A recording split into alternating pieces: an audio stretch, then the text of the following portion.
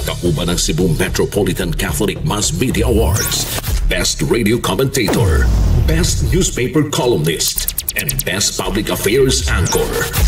Attorney Rufil Fernandez Banyok. Attorney Rufil Fernandez Banyok. Straight to the point. O karon, ania ang inyong anchorman.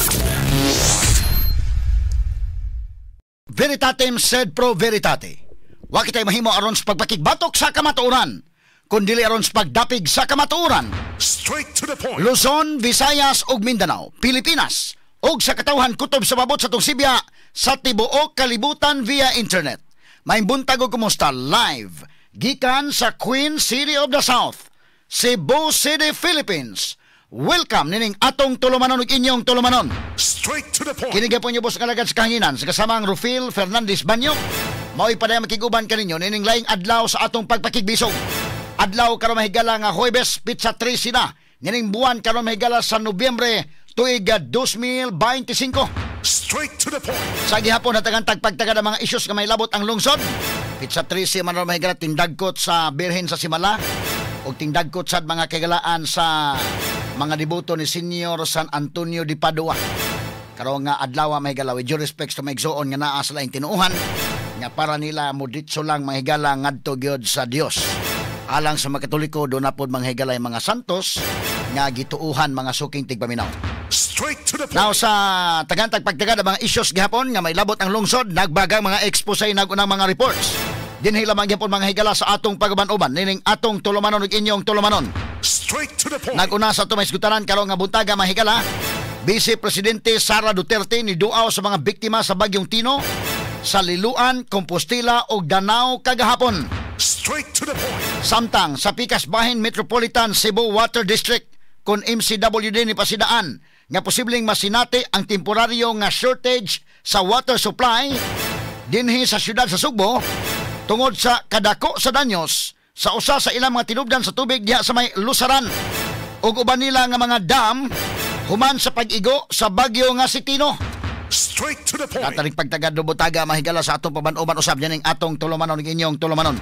Straight to the O point. samtang nakabuylo na ta mga higala sa atong pag-apod-apod sa mga relief goods gikan sa atong mga sukin tigpaminaw sa DYHP ug IFM.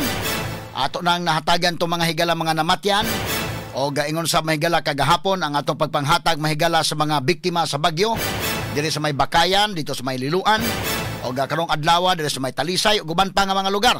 No nga ato mahigala ang sudlon gumikan sab sa tabang sa atong mga sukin tigpaminaw sa DYHP ug IFM nga nagtinabangay mahigala aron nga makatigom ta og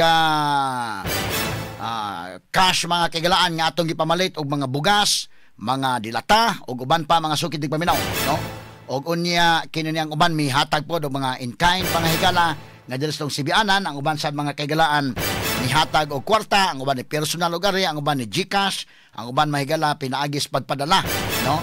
Sa ato mga kaubanan nga dunay mga GCash numbers nga akong gibutang diri mahigala sa atong screen alang sa padayon nato nga pagdawat sa mga hinabang kay kining atong mga hinabang atong gikwintada mga kagalaan niabot na tagdulan na sa kagahapon sa 1.6 million pesos ang atong mga nadawat nga tabang unya padayon mi nga nidawat ato nang i-add mga higala pero ato na po nang gikuhaan para atong mga kwan kung nakabantay mo paspas ang ato mga higala ang paglihok nakahatag na ta mga higala sa mga namatyan nya of course dagko ba ni daghan-daghan na ba yung taon namatay ato ang gibudgetan og tag 5,000 pesos ang matag namatay sa bagyo nga Tino mga sukin tigpaminaw. So doon na tayo mga nahatagan apan daghan-daghan paniwa pa mahatagi. So ang ato mahigalang kwintada karon dunay 152 day ang mga namatay sa dakbayan sa Sugbo ug inguman sa lalawigan sa Sugbo. So mo ni nga padayon ming mudawat sa inyong mga hinabang. Unya ang uban ato nang gipamalit og mga bugas ug uban pa nga mahigala nga mga matawag na to mahigala gipanood na to sa tong ikubag, no, aron nga atong mahatag kagahapon mga higala ato sang gisuot dito ang Bakayan adto sa tamahigala sa may Kutkot Liloan dito gyud sa Ground Zero. So nakaadto kita mga sukit tigpaminaw og nakita ginato ditong kahimtang in town sa ato mga igsuon mga higala nga nabiktima sa bagyong Tino gumikan sa pagbigay mga kigalaan sa usa ka riprap dito dai sa may Kutkot River mga higala sa Liloan. Straight to the point. Kanta ning pagtagad lumutaga sa atong pagbanuban usab nining atong tulumanon ug inyong tulumanon. Straight to the point. So muna nga salamat sa mga sukid di paminaw, among gikwintada ang madawat nato mahigala nga kinini ang cash for transparency purposes, no?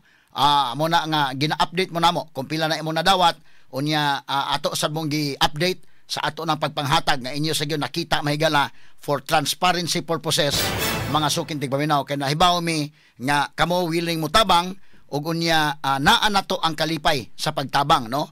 Anindot man mahigala nga nitabang ta o nya mas maayo nang kita nitabang kung sa kita tabangan. Ikaduha sa atong pagtabang doon na sad manghigalay mga grasya nga atong madawat mga sukid tigpaminaw.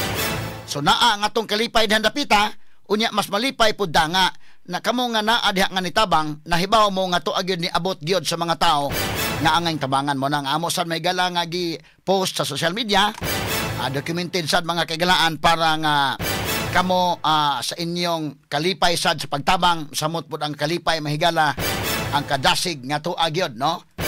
Na abot gyud manghigala in town ang tabang ngadto sa mga hingtungdan. Straight to the point. So tagan tanig pagtagad butaga mga sukid tigpaminaw sa pamnuban usab nining atong tulumanon ug inyong tulumanon.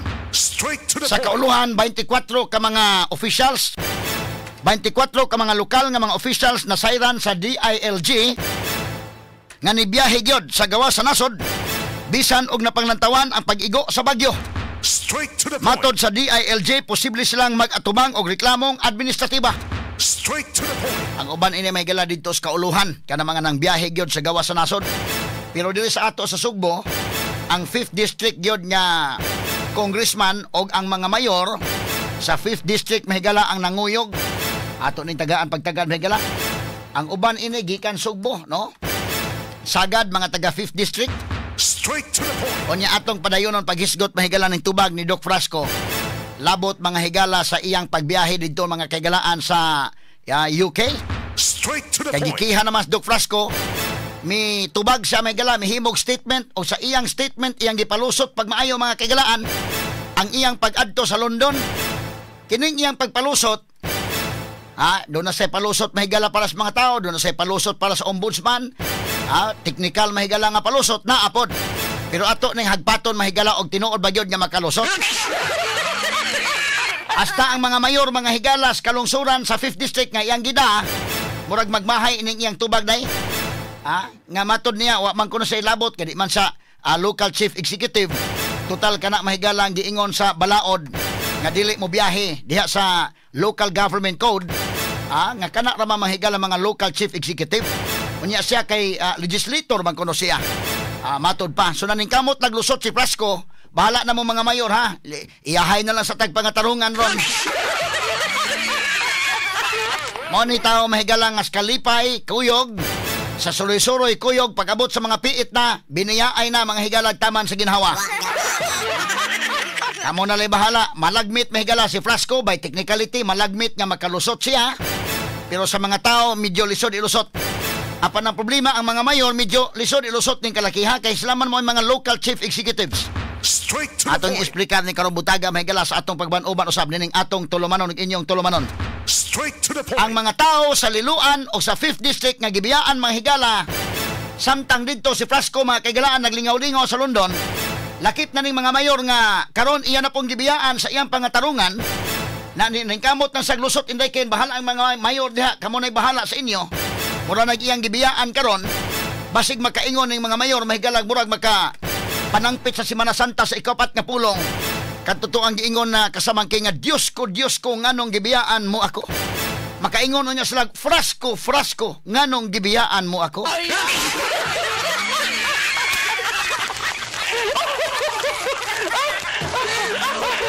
Ato ni pagtagad mga sukid tigpaminaw. Pag-abot pa gyud nangaway pang Governor Pambari 4. Pero karon matod pa ni po sa Frasco murag di na magkalikayan dahil kay nagagubot naman ang mga tao dito. Iya man giidan asa ng probinsya. Padadaan bitong Governor Pambari 4 og mga heavy equipment. Padadaan dito para mamutabang, di babagan sa kawa kuno'y permit. Ang mga tao naman gimusukol day. Wa nay nahim si Frasco o kundili ang pag-acknowledge na lang sa mga tabang nga gikan sa probinsya. Kana mo sakto, Doc Frasco og at sa ang kanabang ko ikaw mo inadiha paningkamot nga Bisag kinsay makatabang national government, ang probinsya nga willing mutabang ay pagbabagi. Kaya otherwise ang mga tao day pangayuan nag-permit, no? Pangayuan og kuan ko ipa-register pa kuno. Sa i-register nagdinali ana diha. Daghan pag kuti-kuti porbida, Ang mga tao maunay musukol. Ang mga tao na mahigala maoy ni alsa, Bahalag mag-away mo diha basta ayaw mig apila. Matod pa sa katawhan, tagantanig pagtagad nga buntaga mga kaigalaan. Sa atong pagawan-uban usab nining atong tulumanon inyong tulumanon. Straight to the point. Og samtang sa pikas nga bahin, ang kanhi anak ni kanhi Senador Juan Ponce Enrile nga si Catherine ni Claro mahigala. Catherine Enrile ni Claro nga ang iyang amahan nga si Juan Ponce Enrile naa pa karon sa intensive care unit kun ICU. Naa sa ICU ang iyang amahan gumikan kay nasakit kini sa pneumonia og padayon ang treatment ni ini.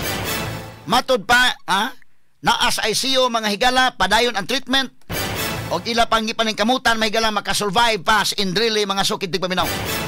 Taliwa kini sa mga piki nga taho. Mao gini mga higala mga piki nga taho. Muna nga doon na gani mga madunggan nga mga balita, i-confirm nyo des DYHP. Tanawa nga itong mga post sa DYHP o sa IFM. O tinuod ba na di ba? Kaya ilan naman mga higalang gipost ito nga wa na kunos Enrile.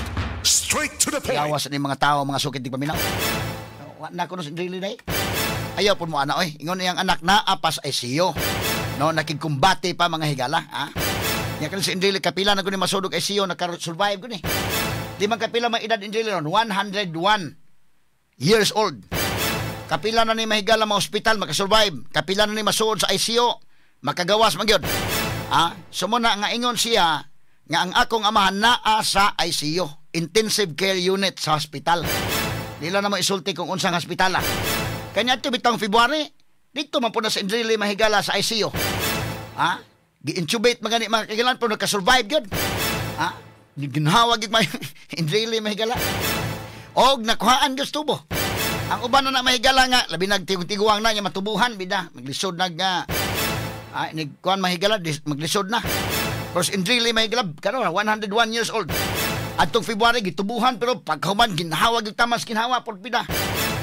Nakasurvive. Muna karon naa si Enrile sa ICU, confirm na sa iyang anak pero nakikumbati pa. Ang mga tao kuno una naman nga wa na si Enrile. So ni palag taong anak sad ayo sa ninyo ana. Ano ning kamot pala mahigala nga makuan pa. Mabuhi pa mga sukid dig paminaw mato pa siyang anak. Pero kanang idara Enrile may pultisultihan nga idara. Kaingon sa 101 years old makaingon kag sana all sa gina. Straight to the point. Kini uguban pang mga eskutan inyo mabati exclusive over DYHP RMN Cebu 612 sa dial sa inyong mga radyo sa 93.9 IFM. Sa serbisyo publiko maaasahan mo mga balita'y detalyado at totoo sa